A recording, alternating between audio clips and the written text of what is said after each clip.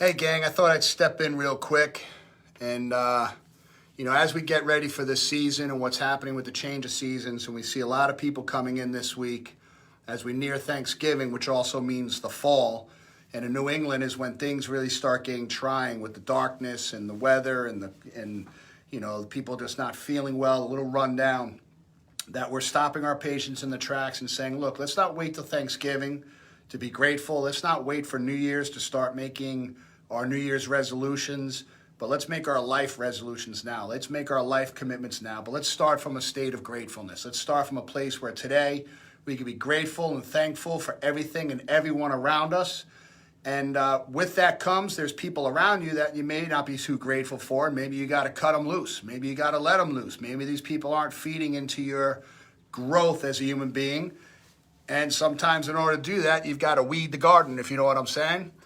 And I woke up today just thinking about how abundantly grateful I am for my life. And, there's a lot of people talking about the video, we're not leaving Connecticut, etc. It's really not an issue to me. But I'm moving on to how grateful I am for a supportive family and how strong and solid my kids and my wife. Because let me tell you right now, without my wife by my side, I wouldn't have accomplished 75, 80% of the things I did, if not more. So we've done a lot together. We're raising 5 amazing, strong, powerful kids, and it takes 2 to do that. So for you kids out there that are listening to this right now, you're going to wake up someday, be 30 years old, 40 years old, and this time of season is going to come around every year, and you want to be able to sit down with a pen and paper and write out 50, 100 things that you're grateful for. What are you truly grateful for? And the foundation is your relationship with the Lord, okay? When you get quiet and you think about your relationship with the Spirit and that thing that's greater than you, that created you, and your faith in God, that's number one. And then it's your relationship with yourself, not necessarily with the people around you, but with yourself, how authentic you are, how comfortable you are. And that sets your foundation as a principled human being, because if you're an incongruent lifestyle, and kids can look at it, they could see their parents maybe over dinner talking behind people's back and talking negatively and maybe not happy with their relationships. Do you want to be that way? Do you want to be that kind of human being? Or do you want to put your foot down now and say, I want to follow mentors. I want to find people that are doing it better. And number 2 is your relationships that you're going to have, particularly with your spouse, and what you're going to develop as a family member. Now, we stood in church this weekend, and we started up a new church down in Florida called Coast Life. And let me tell you something. I can tell you when I'm filled with the Spirit, we're halfway through worship music, I'm filled with tears. And my wife reaches over and grabs my hand, and I just feel blessed. I feel connected, and I feel comfortable. And I could be me. I don't feel like I have to be a tough guy. I've got nothing to hide. I can just let myself chill in that space. And, I used to always think as Sunday as the end of the week, but it's really the beginning of the week. It's the first day, so it's a chance for me to fill my cup. And they were talking about Matthew 9:37-38. Then he said to the disciples, the harvest is plentiful, but the laborers are few. The harvest is plentiful. There's tons of things to go out there and get, tons of things to go out there and grow and be abundant, but the laborers are few. If you're laboring on what other people are doing and what's happening in other people's lives instead of what you could do to empower yourself, you're missing the harvest. And it tells you that in the Bible. Therefore, pray earnestly to the Lord of the harvest to send out laborers into his harvest. Into his harvest. What is out there in this community, this world, for you that you could grow upon, but you have to go after and work earnestly to earn it? Okay? You got to be positive, strong, spiritually connected, emotionally connected, physically connected, and it takes a tribe around you to make that all happen in its fullest abundance. And when I look at me and my wife standing in church to begin the week, right? Begin the week together and look back on the past 21 years. We just celebrated 21 years of marriage, which for some of you doesn't sound like a long time. We had a patient here the other day. They just celebrated 49 years. But with that, there was 3 other people in the room that have been divorced. And I said, by the grace of God, that's not us. By the grace of God, we've made positive decisions as a couple to empower ourselves. Everything from who we hang out with, who we decide to hang out with, our decisions we're making in our business life, personal life, spiritual life, and every movement we make down the road. It's got to be congruent and be all together. Tim Zook, how are you, brother? Love you. Everyone listen to Tim Zook's podcast, man. One of the most spiritually connected men I know, whose wife ended up dying of cancer, but he stood by her side and loved on her to day's end and shows you what real love is all about. So that's my journey now, is what is real love? And those of you that heard me speak in the past, I had a time in my life where I really challenged what love was. I didn't understand what was love. After I found my mom dead and she had been there for a couple days, I was angry, I was upset, I was mad at God. I was mad that I had to find her that way. I was mad that she was lonely. I was mad that she was divorced. But I also realized I don't want to be that person. I don't want to be that guy, which is why my relationship with my wife is so solid, which is so grounded on faith that we could stand in church together and hold hands. And it was great because 2 of my daughters came to the latest service, so I stayed there with them. And they had epiphanies during this service. There's growth happening in their spirit. That's awesome to see Kylie and Sierra stand there with me and just see them get filled by this great situation. So, you know, when the fields are ripe with the harvest, but the laborers are few. So it takes work. It's not easy, right? But it's not hard when you've got true love, when you got real love, you got spirit, right? The negativity that's going to happen around you doesn't overflow your cup. It's kind of like one of those things, you look at the situation, you say, all right, am I going to listen to this? It's going to be part of my energy. Am I going to hold on to this? So I'm just going to let it go. You know, it's funny. It's like, you could get a funny phone call from someone and maybe they could even hide their identity and they're just upset with you but they don't have the guts to talk to you face to face. They don't have the guts to let you know who they are. That person's weak. You're not going to waste your energy on them. Focus on what matters most, and that's being you. And that's you and your spouse, your significant other, your friendships, empowering one another to be the best versions of yourself. Because, gang, listen, someday I'll either be going to your funeral or you're going to be going to mine. And we're going to say that person was awesome or that person struggled. And let's get around people that are going to help us thrive, not just survive. Let's get around people that are going to help us grow in spirit. And we've got to build upon faith in society. And I know our society has a hard time talking about God and all these things and faith. It's time for the people of faith to speak up. Because if we could get to these kids at a young age, we're going to stop the gossip. We're going to stop the anger. We're going to stop the hatred. We're going to build more love in the community. You're going to get kids. I see the community of kids that my children are hanging out with that are faith-based children. They've got a massive youth group going at this church. And this pastor hit the nail on the head. At some point, the elders have to step aside, and these children are going to be the elders taking over. And we want to empower them. I was consulting an individual this morning, and I want him to be better than me. I want him to avoid the mistakes that I've made in practice, in my personal life, so that he could catapult faster, farther, better, but then reach out to others and help them thrive. And that, to me, is what's really, really, really fulfilling. So at the end of the day, it's your spirit within yourself is what you have to be at peace with. So and this was pretty interesting for me, because on my arm here, I've got tattooed Philippians 4:13. I could do all things through Christ who strengthens me. And Pastor Jason read from 4:19, Philippians 4:19. I don't think I've ever read that far. I think I always stopped at 4:13, and I was pretty happy with it, and I felt content with it.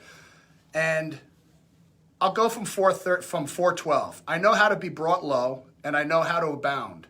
In any and every circumstance, I have learned the secret of facing plenty and hunger, abundance and need. Can't have one with the other, right? You got to know hunger to have abundance and need and hunger and plenty. I could do all things through him who strengthens me. So at the end of the day, when you're in your lowest of low, you're hungry, you're starving, you're burdened, what's going to pull you through? And it's got to be having faith in something greater than yourself. And all the ultimate successful people that I followed in my life were men and women of faith. Right? No matter what hit them, whatever kicked them in the nuts and slowed them down, they had faith that they were going to get through it, and tomorrow was going to be a better day. They just had to have faith. So you then go on. I'll read a little deeper here. 17. Not that I seek the gift, but I seek the fruit and increases in your credit. I have received full payment and more. I am well supplied, having received the gifts you sent. Now, when he was talking about Matthew 4:19, I'm like, why is he thinking 4:19? Why is this a message that this pastor is getting up? And I always thought about 4:13. Here's 4:19 from Philippians. And my God will supply every need of yours according to his riches and glory in Jesus. So at the end of the day, he came through and gave his son to show me the way, to show me the burdens. As many blessings as his son gave to the world, there were still those that cursed him. There were still the deniers. There were still the people that talked behind his back. There were the haters. There were the people that went after him to beat him. But it was his mission, and he didn't stop. And you see, guys, when the world's going to come at you and hate on you, just realize that's part of the game. If you're going to put yourself out there as a lover, a leader, a powerhouse for your family, your spouse. I look at me and my wife, and people have said, how do you guys do it? It's not hard. We love each other. Love's life's only vital expression. She's my soulmate, right? People say, is it difficult to fly back and forth, to be apart? We're never apart. Our hearts are always together. And that might sound flippin' corny, but listen, I'm going Nicholas Sparks on you, and I'm getting corny, people, because it's time for us to get corny. And it's time for love to prevail. And for me to wake up one day and to fall madly in love with myself and lose almost 100 pounds and know that my wife loved me through all that fatness and all the stuff that I went through just building a business and being me, I love her even more for being there for me and never turning her back. So at the end of the day, we work on it. The fields are ripe with the harvest, but we need laborers. And people need to realize there's laborers. And I'm here to tell you, children, the laborers are the ways that you're going to follow in life. And who's teaching you? Are you happy with your parents' marriage? You're happy with the relationship. You're happy with the way your dad carries himself as a man, how mom carries herself as a woman. When you look at the relationships, because that's going to reflect your actions in life and how you perform around your friendships and people, and whether you not have balls to step up to people and question them or not, or you're going to hide. And this is where real love comes into it, is adults getting around children and saying, you could do better than us. You could be better than us. And come from a place of love and faith and spirituality. It's time to fill the churches up, people. It's time to fill people's hearts with love. It's time to fill people's life with spirit of encouragement and faith. And stop playing games, because our society is in a very touchy situation right now. And a man like me is stepping his big ass out to take it on the chin for my kids and other people, that I'm going to do my best to teach and teach and teach and keep learning myself, because I don't have all the answers. And yeah, I get excited right now because I think of the magnitude around this, because just like Jesus could walk the guy could walk on water, make bread, make wine, heal the deaf, heal the blind. They still didn't believe him. They still talked behind his back. They still gave him shit. But he forgave them. That's why anyone that wants to talk smack me, I forgive them. I would love for them to talk to my face, but I forgive you. I love you, because that's what I'm supposed to do as a good man, right? But I'm going to focus my energy on my family and being kick-ass kids, 5 kids that are growing up powerhouses, and I do that with a solid wife, a solid spouse that walks the walk with me. We don't talk smack. We go right to the source, which is our spirituality. When we show up at church on Sunday and we worship and we get strong together and we go out and face our demons. We go out and face the world and how we could be abundant and how we could do more and how we could serve more. And it all comes from a place of love. So Philippians 4:19, and my God will supply every need of yours according to his riches. His riches. I'm big on writing goals, but what do I really know? He's got a plan for me. He's got a plan for you. But you've got to get up and work. And here's the work. It's being in peace. It's being in love. It's being in harmony with your spirit. It's being congruent with your relationships. Because we're all 6 degrees of separation. We all know each other through somebody. You could talk smack about somebody, it's going to get back to them, right? You could get angry at someone, it's going to get back to someone you love. It's all going to come full circle. You're never alone. You're never alone. And know that. Children, know that. Whatever smack you talk about, it's like a Snapchat. They think it's gone. It's not gone. Once it's spoken, it's there forever. But at the end of the day, hurt, malice spoken word can be forgiven. And that's what I try to raise my family on, is to forgive, to grow, to love. And for us to stand together in unity and God make all these things happy, that we can move together and just blossom and grow and be happy, is a beautiful thing. And we have amazing, we've expanded our level of friendships and mentorships and love circles. And this new church we made with people. We've got friends from our old church moving down. We've got friends we still hang out here in Connecticut and have a great time. We're planning a trip. All our friends are coming together. We're going to get together at a resort, and we're just going to celebrate life. You don't have to live in the same neighborhood to be friends with each other. Because you have a different zip code does not disconnect you. True spirits of love and vitality are never disconnected. They're soulmates on different levels. It's not just your spouse. Me and Tammy are a soulmate bond. We're never freaking breaking up. No one's ever going to disconnect us. It can't happen. Can't happen. Right? It can't happen. because we won't let it happen. That's not our goal. One of my greatest goals has always been to wake up at 80 flipping years old, look around the table at my kids, and say we did it. And what does that mean? I never cheated on my wife. I never maliced my wife. I never smacked my wife around. I've never done any of that shit, and we never will. Why? Because I've seen other men do it, and I don't want to be that guy. So I've had to just get together and analyze the situation and say, what does a real man look like? What does a real spouse look like? What does a real relationship look like? And it's hard to come by, guys. It's hard to come by in today's society with so many temptations with these damn cell phones. I'm talking into a cell phone right now. I'm talking into a camera. I don't even have people around me. And there's temptations out there for the weak of mind, which is why we show up to church, which is why I listen to spiritual music every day, which is why I read the Bible every day, which is why I brainwash myself with great books.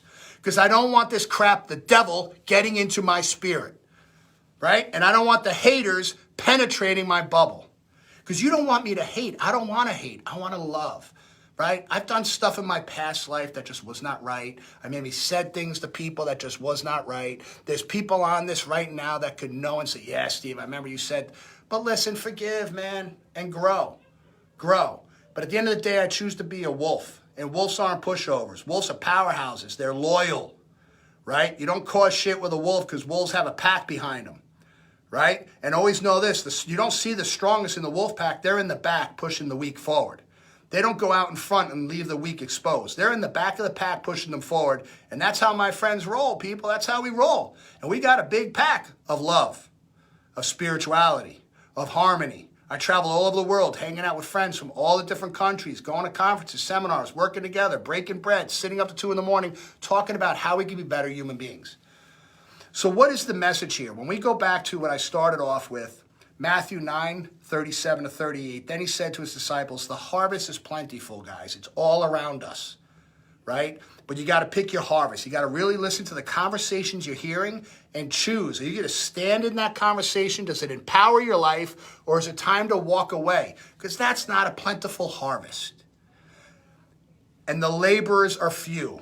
That means there's very few that are actually working towards the ripe harvest, the abundance, everything that God has granted for you. People get caught up in the mundane and get lost in the daily things instead of surrounding yourself with positive, motivated, activated people that are going to lift you up with life, abundance, spirit.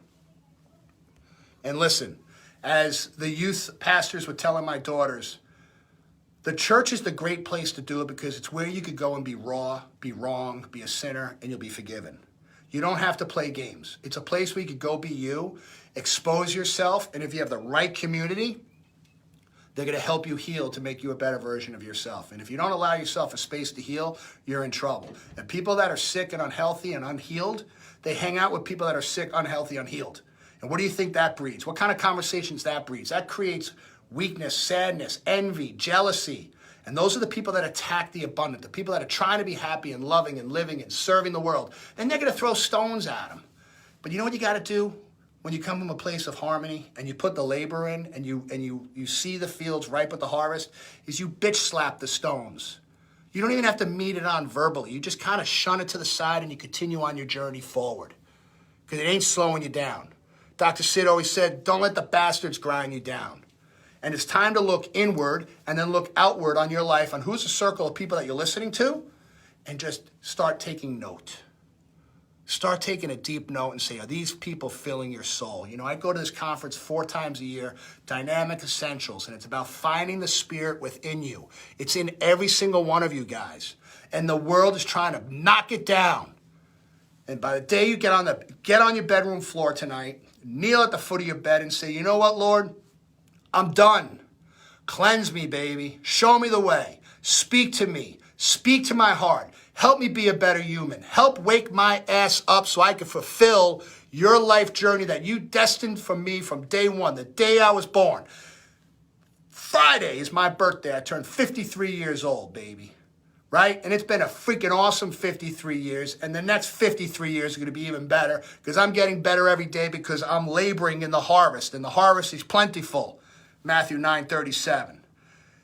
And therefore pray earnestly, guys. Look, in a society that's trying to pull God out of everything, you see what's happening to society. Make a choice right now. Are you going to participate in that society, or are we going to start speaking up to the youth and start bringing them to the Lord and telling them to get their shit together? And it's okay to be an aggressive, fired up Christian. You don't have to be a puss. We need to be strong and abundant. And that's right, Araceli. That's how we roll, right? I'm a big lover, but don't piss me off and don't hurt my family, don't hurt my friends, or you're going to see a side that you don't want to see. You'll see the David that took out Goliath, okay? But we don't want to go there. We want to be peaceful, guys. I want to be peaceful. I want to pray earnestly to the Lord of the harvest to send out laborers into the harvest. So I want to send you out to your own harvest and meditate, pray on this is, Lord, what is my harvest? What have you granted me in my life that I'm missing? Where are my distractions in my life? Is it the music I'm listening to? Is it the things I'm reading? Is it the movies or things I'm watching on social? Is it the people I'm hanging out with? Truly listen to the conversations you have over the next week, what people are talking about. And always remember, to your right, maybe your children hearing these conversations and what it's doing to them. And do you want to be responsible for raising children like that? Or do you want them to be better versions of yourself and better than we could ever feel? And listen, I had to come to a place to realize that I wasn't as good as I thought I was, and I had to be better because I want my kids to be better. And if I had to be better, they were going to see better. They're going to see me working on better. They're going to see me laboring in the fields of my own harvest, and they're just going to naturally get better by example.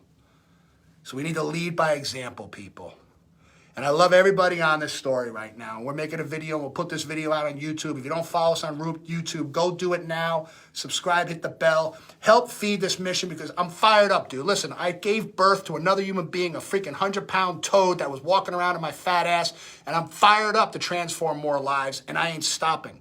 And with that comes a responsibility because I know there's people out there that are going to talk shit and talk behind my back and my family's back. I forgive and love you. I'll say it once and for all. I forgive all of you. It's okay. But you fuel my fire of love to serve more because God put me here to do that. And I ain't going down. I ain't stopping. I ain't stopping because love is so much bigger, guys. I didn't grow up on pure love. I didn't grow up on real faith. I grew up on fake shit. But now it's real. And you can't stop real. You can't penetrate real, baby. Fake, you could squash. Fake, you could bitch slap that little stone being thrown at you, but to be your abundant, loving self is a whole new level. And my ultimate foundation, you could sit at the dinner table, which we hardly do as a family. Do you know that? Because we're so damn busy. We're eating, standing, laughing, walking around, joking, listening to music. Someone's getting dressed for soccer. Someone's in the shower. Someone's throwing a shoe at somebody, but we're laughing and loving together. That's the reality of it, right? People often say they should do a reality show of my family because it's real. It's real life. It's fast moving. It's abundant, but it ain't freaking fake. And one thing about my family, if we got something to say to you, we'll say it to your face. And I ask the same of you. If not, shut your mouth and let us do our work. Because the Judson Crew, our families that we hang out with, my best friends, my dynamic essential crew, we're unpenetrable, guys. Because God is our anchor. Faith is our anchor. And who can anchor to an unanchored mind? You can't. You can't burst the bubble of love and faith and power of unity and spirit. So come get some. Come get some, guys. Choose your friends wisely. Choose the things you're doing wisely. And make the changes today to be a better version of yourself. And if you can't handle the truth, just give yourself a chance. Because you deserve it. And more so, your children deserve it. And that's my message for you today. God bless you. I love you. And there ain't nothing you can do about it.